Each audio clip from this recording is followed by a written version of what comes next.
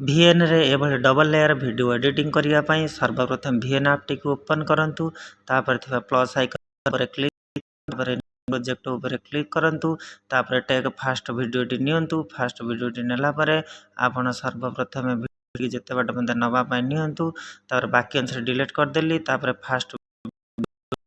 video नै कि minimise करिकी आपण रखंतु तापर प्लस आइकन ऊपर क्लिक करी सेकंड वीडियो टी नियंतु सेकंड वीडियो टी नेला परे जूम कर देली जूम करी ताको एडजस्ट